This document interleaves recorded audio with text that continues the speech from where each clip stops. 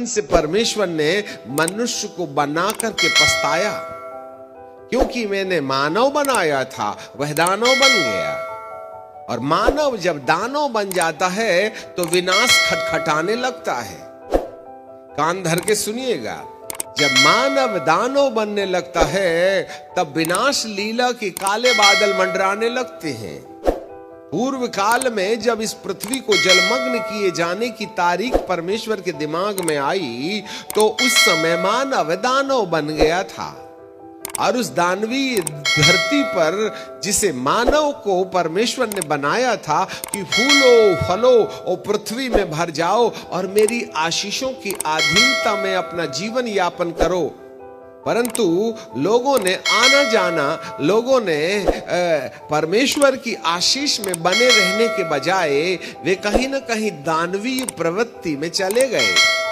यहूदा की किताब में लिखा है वे पराये शरीर के तरफ जाने लगे। जी हां, पराये शरीर का मतलब इंग्लिश में लिखा है द स्ट्रेंज फ्लैश।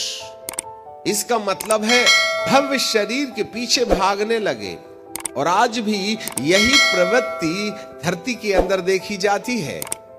आज लोग अपनी अनैतिकता में इतने ज्यादा माहिर हो गए हैं कि वे कहीं ना कहीं सामान्य दशा को अनैतिकता की चरम सीमा से पार करके अपने देह वासना का माध्यम बना रहे हैं। ये मैरिजेस हो रहे हैं, लड़का लड़का के साथ, लड़की लड़की के साथ शादी कर रहा है।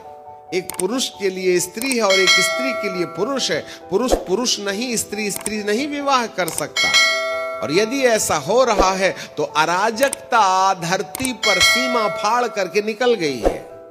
और यह हमारे लिए धरती का न्याय है। जब परमेश्वर ने फिर एक बार सदोम और गमोरा में आग लगा करके इस धरती में सदोम और गमोरा को जलाया था तो वहां भी लोग पुरुषगामी हुआ करते थे। और आज पुरुषगामिता बढ़ रही है। हर देश में गे मैरिजेस हो रहे हैं। हर देश में लड़का लड़का के साथ, लड़की लड़की के साथ शादी कर रहा है। हमारे देश भारत में भी सुप्रीम कोर्ट ने यह प्रस्ताव पारित कर दी है या मान्यता दे दी है कि यदि कोई पुरुष पुरुष के साथ शादी करे और कोई स्त्री स्त्री के साथ शादी करे तो यह मान्य है। इससे ऐसे पता चलता है कि इस धरती के ऊपर न्याय के काले बादल मंडराने लगे हैं। मानव अब मानव नहीं रह गया है, दानव बन गया है। नूह के जमाने में यह पृथ्वी पानी में डूब करके इसलिए जलमग्न की गई जिससे कि दानवीय ब्रीड को नष्ट किया जा सके। और उस युग में केवल एक ही प्राणी था जिसका नाम है नूहा, जिसका किसी गैर आत्माओं के साथ, किसी दानवीय मानव के साथ में कोई भी अनैतिक रिश्ता नहीं था। जरा कान धर के सुन लेना, जब कभी किसी मानव का दानव के साथ अनैतिक रिश्ता हो जाता है तब वह न्याय की पात्रता रखता है। जी हां, सदोम और गमोरा में भी जब लूत के घर में 2 स्वर्गदूत खैर खबर रखने के लिए आए तब लूत ने उन्हें अपने घर लेके गया। ठीक रात के 12 बजे जब मानव के अंदर दानवीय आत्माओं का प्रवेश हुआ तो मध्य रात्रि के दौरान वे लूत के घर जाकर के दरवाजा तोड़ते और पटकते हुए कहने लगे कि जो 2 पुरुष आए हैं उन्हें हमें दे दे, हम उनके साथ संभोग करेंगे। तब लूत ने कहा, मेहमानों के साथ ऐसा अत्याचार शोभा नहीं देता है। मेरी 2 कुंवारियां बेटी हैं, उनको तुम ले सकते हो। अब यहां पर लूत, जरा ध्यान देना, यहां पर लूत पापी दुनिया में था सदोम और गमोरा में, तो भी उसकी बेटियां सुरक्षित थीं। इसका मतलब है इंसान परमेश्वर की प्रकृति को तोड़ रहा है। पुरुष स्त्री में संसर्ग होना चाहिए तो पुरुष पुरुष के साथ संसर्ग करना चाहता है। यही पुरुषगामिता है जिसके कारण से परमेश्वर का भयानक प्रकोप इस धरती पर आ जाता है। और आज प्रायः अधिकांश लोग इसी तरीके के पाप में उलझे हुए हैं। बाइबल कहती है उस युग का जगत जल में डूब करके नाश हो गया, पर वर्तमान काल के आकाश और पृथ्वी उसी वचन के द्वारा इसलिए रखे गए हैं कि आग से जलाए जाएं, और वह ये पृथ्वी भक्तिहीन मनुष्यों और न्याय के और न्यास होने के दिन तक ऐसी ही रखी रहेगी। पिन पॉइंट, भक्तिहीन मनुष्यों के लिए यह पृथ्वी जलाने के लिए रखी गई है। This world is going to be destroy by the fire. इसलिए चाहे यूक्रेन और रशिया की लड़ाई हो या इजराइल और अरबियों की लड़ाई हो, ये सब अपनी अपनी ताकतों को बढ़ाने के लिए परमाणु बम का शोध कर रहे हैं। और आज धरती में ऐसा कोई देश नहीं है जहां परमाणु बम का प्रयोग नहीं हुआ है, छोटे मोटे छोड़ के। हर देश अपनी रक्षा के लिए अपनी शक्ति गुप्त रीति से बढ़ा रहा है, जमीन के अंदर खोखले में। आज हमारी धरती पर इतना बारूद है कि हम ऐसी 300 पृथ्वी को नष्ट कर सकते हैं, और एक पृथ्वी को नष्ट करने के लिए केवल 7 मिनट लगेगा, ऐसा वैज्ञानिकों का कहना है। 7 मिनट में धरती को आग के कोयले में बदला जा सकता है। ऐसे 300 ग्लोब्स कैन बी डिस्ट्रॉयड। ऐसा पावर आज हमारे पास में है।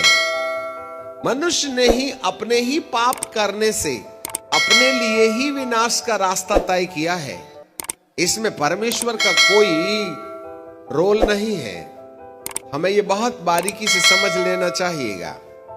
बाइबल का परमेश्वर कहता है वर्तमान काल के आकाश और पृथ्वी उसी वचन के द्वारा इसीलिए रखे गए हैं जिससे कि ये पृथ्वी भक्तिहीनों के कारण से आग में जलाई जाए, आग में जलाई जाए। और इसका आग में जलाया जाना तय है, आज नहीं तो कल, कल नहीं तो परसों। तारीख नहीं कहा जा सकता है, परंतु इस घटना को रोका भी नहीं जा सकता है। पर हमारा परमेश्वर इससे पहले इस धरती में मनुष्य आग में झुलस करके जल जाए, जैसे पूर्व काल की पृथ्वी पानी में डूबकर अधर्मियों के नष्ट होने के लिए पानी में डुबोई गई, वैसे ही अधर्मी लोगों के कारण यह धरती फिर एक बार आग से जलेगी। इस कहानी से बचाने के लिए हमारे प्रभु उद्धारकर्ता बन करके आए। उद्धारकर्ता का मतलब यह नहीं होता है कि वह केवल आपकी बीमारियों को चंगाई दे दे। उद्धारकर्ता का मतलब यह नहीं होता है कि वह आपकी दुष्ट आत्माओं से आजादी दिला दे। उद्धारकर्ता का मतलब यह नहीं होता है कि वह आपका घर बसा दे, परंतु उद्धार का वास्तविक अंतिम लक्ष्य यह है कि इस पृथ्वी को जिसे अधर्मियों के कारण जलाए जाने के लिए परमेश्वर ने जिंदा रखा है, उससे लोगों को बचा करके वह सुरक्षित स्थानों तक पहुंचाए। जैसे नूह को 120 साल तक लगातार नाव बनाने के समय संपूर्ण धरती को वो संदेश देते रहा है कि ये धरती जलमग्न होगी। लोग ठट्टा उड़ाते थे, लोग हंसते थे, बुढ़ा कहीं का इधर पीने को पानी नहीं है, इतनी बड़ी 5 मंजिला नाव बना रहा है, इसका सिर खराब हो गया, ब्रेन फीवर हो गया है, नहीं तो कोरोना हो गया होगा, है कि नहीं। परंतु नूह बाबा कहते थे वो तो समय बताएगा, तुम्हारी घड़ी और मेरी घड़ी में अंतर है। हम परमेश्वर की घड़ी के हिसाब से चलते हैं, तुम अपनी घड़ी के हिसाब से चलते हो। जब परमेश्वर की घड़ी का कांटा 12 में पहुंचा ना, तो परमेश्वर ने नूह को कहा जल्दी करो, जल्दी करो, नाव के अंदर आ जाओ। हर जीव और जंतु और परिंदों में से दो दो चार चार जोड़े उसने नाव में ले लिए, क्योंकि धरती को फिर से बसाया जाना था। और इस कारण से परमेश्वर ने नूह को बुद्धि दिया और उसने जहाज बनाया। और जब समय परमेश्वर का आ गया, तब परमेश्वर पिता ने नूह को बोला और ऐसे सारे जीव जंतुओं को बोला कि चलो, उस नाव में तुम्हारे लिए सुरक्षा की जगह है। और वे सारे जीव अपने आप से परमेश्वर की ओर से चुने किए गए, वे आप से आप जहाज की तरफ आने लगे। जंगली जानवर आने लगे, जिराफ आने लगे, पैंथर आने लगा, शेर आने लगा, कुत्ते बिल्ली सब आकर के चुपचाप बैठते चले गए। ये भी परमेश्वर का चमत्कार था, क्योंकि परमेश्वर को इस पृथ्वी को नष्ट करने के बाद फिर से एक नई पृथ्वी बनाने का मन था। क्योंकि अधर्म को नष्ट करने के लिए परमेश्वर के पास और कोई दूसरा रास्ता नहीं बचा था न्याय के अलावा। ऐसे ही परमेश्वर ने लूत को भी जबरन उस नगर को जलाने से पहले उस नगर में से नूहा को, माफ कीजिएगा, लूत को और उसकी पत्नी को और उनकी बेटियों को निकाला।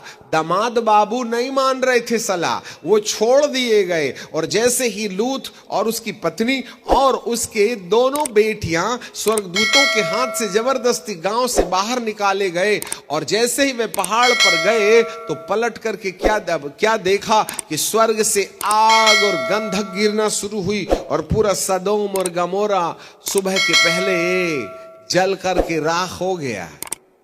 वह नाश से बचाने के लिए धर्मियों पर दया करता है। उसने नूहा पर दया किया और उसने लूत पर दया किया, क्योंकि ये वो लोग थे जो परमेश्वर के सामने सही जीवन यापन कर रहे थे। इसी तरीके से इस आग से जलने वाली पृथ्वी से बचाने का मन परमेश्वर के हृदय में है। इसलिए बाइबल का परमेश्वर कहते हैं, प्रभु यीशु मसीह का जन्म आज से 2000 साल पहले इसलिए हुआ था कि वे कहीं ना कहीं मानव को अधर्म से, अत्याचार से, उन पापों से, उन बुराइयों से छुटकारा दिला करके उन्हें कहीं ना कहीं एक सुरक्षित दुनिया तक पहुंचाने का उपाय करें। क्योंकि ये बाइबल हमें आगे बताती है इसी दूसरा पतरस की किताब में और उसके तीसरे अध्याय में और उसके 10वें पद में बाइबल क्या कहती है जरा देखेंगे। अच्छा, 8 से पढ़ लेते हैं। हे प्रियो, यह एक बात तुमसे छुपी न रहे, यहां एक दिन 1000 वर्ष के बराबर और 1000 वर्ष एक दिन के बराबर है। क्यों एक दिन को 1000 वर्ष कहा गया? परमेश्वर ने 6 दिन में पृथ्वी बनाई और 7वां दिन विश्राम किया। 6 दिन मतलब 6000 साल और 7वां दिन मतलब 1000 साल। ये विश्राम का दिन होगा, ये तय है। 6000 साल के बाद में पृथ्वी को कहीं ना कहीं सतयुग में प्रवेश करना पड़ेगा, जो 1000 साल के लिए होगा। और बाइबल का परमेश्वर कहते हैं, याकूब के घराने में मैं सदा राज्य करूंगा और उसके राज्य का अंत नहीं होगा। सतयुग में आने वाले राज्य में आने वाले 7वें 1000 साल में जो शासक होगा वह संपूर्ण धरती पर 1000 साल तक राज्य करता रहेगा। और वह सुरक्षित जगह है। वहां पहुंचाने के लिए प्रभु का अपना एक प्लान है, इसलिए 1000 को भूलना नहीं। आगे चलते हैं। प्रभु अपनी प्रतिज्ञा के विषय में देर नहीं करता, जैसे कि देर कितने लोग समझते हैं, पर तुम्हारे विषय में धीरज धरता है। देखना जरा, प्रभु यीशु के आने में देरी इसलिए हो रही है, अराजकता, अत्याचार, भ्रष्टाचार जो चरम सीमा में बढ़ गया है, उस पर न्याय आने में देरी इसलिए हो रही है जिससे कि वह ईमानदारों को विनाश से बचाने के लिए धीरज धरे।